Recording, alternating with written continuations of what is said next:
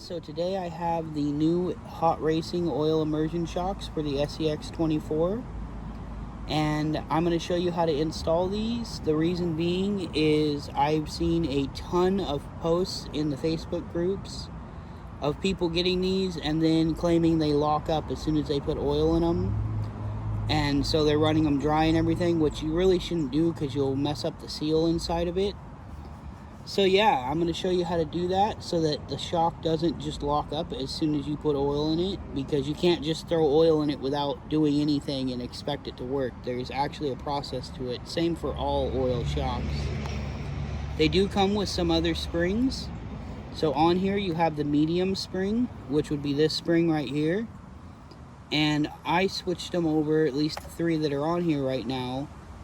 I switched to the soft spring, which is basically the stock spring, and then you have a hard spring.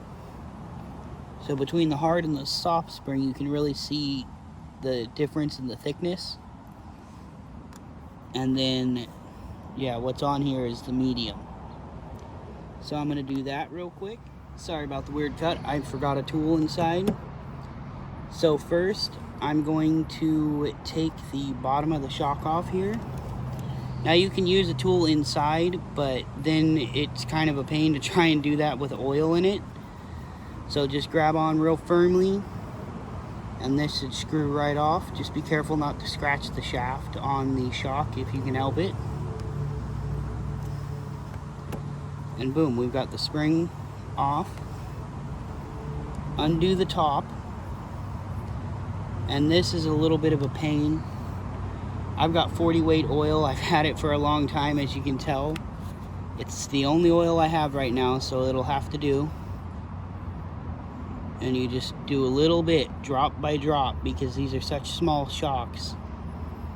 Work the shaft up and down, spin it, try to work the air out so the oil gets down behind the screw in there.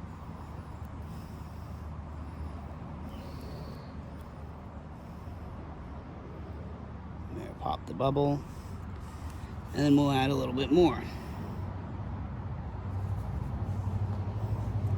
And you want to keep doing this until it's basically full. I'll show you what I mean when we get to that point.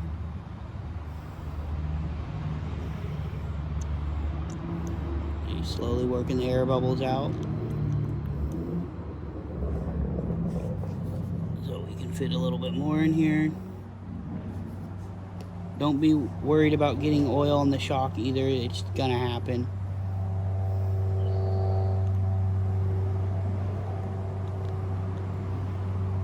Now you don't want it full all the way to the top when the plunger is down.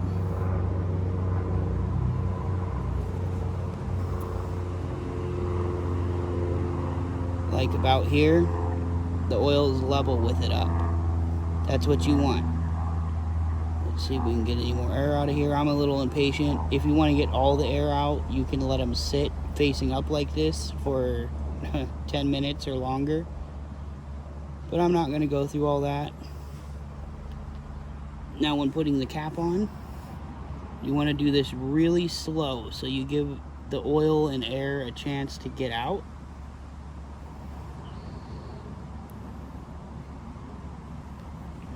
So sorry, and you want to hold the plunger in.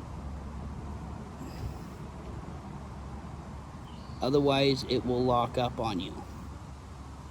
So we're just working real slow.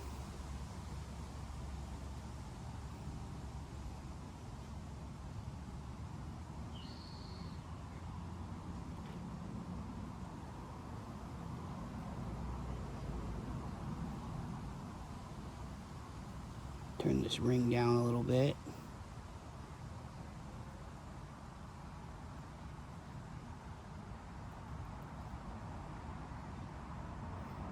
And now that should do it. You can see it's not locked or anything. Works just fine. So I've got this shock back together with the oil in it. You can see the rebound now. Nice and slow, that's how I like them. And you can change that by swapping out the different thicknesses of oils. And then if you're leaning the shock, unlike friction shocks, you can go to even thicker oil so that the rebound still works even at an angle, because the more you lean it, the less effective that rebound is going to be. So yeah, now I need to swap the direction of this, because when you install them, you want the bigger side facing out. That keeps the rubber O-rings from popping off. So this is going on this side, and I want the reservoir here to be facing the opposite direction. So all you do is press, that little O-ring pops right out, and we just flip the side this is on and slip that little tiny O-ring right back on the shock, and you're good to go. Now we install the shock. So this is pretty straightforward. If you've done shocks before, you know exactly how to do this. Basically, we're pulling the stock shock off, installing these.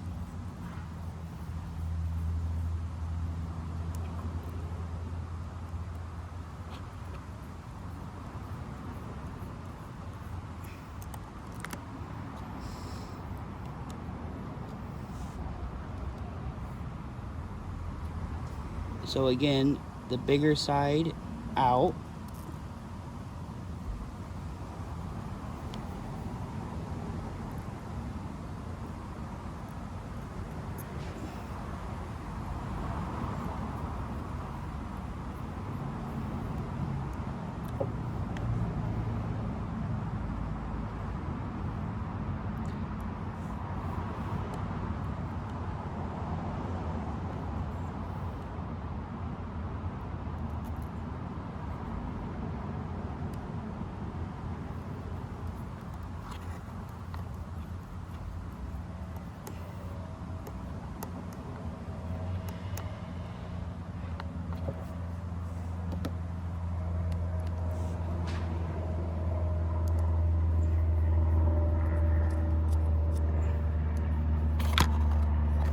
And there we go. We've got all 4 shocks switched out to those. I'm going to adjust the preload to what I want.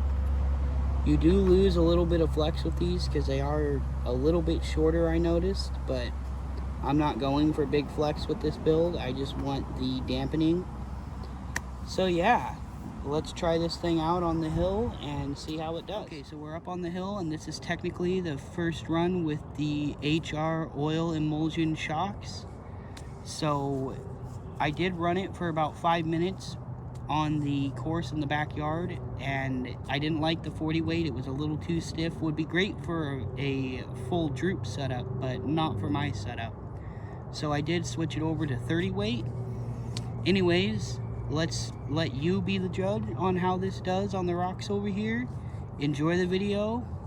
And as always, don't forget to like and subscribe, especially if you haven't subscribed. It's free and it really helps the channel out. And be sure you hit that bell icon so you're notified of whenever I post. Here we go.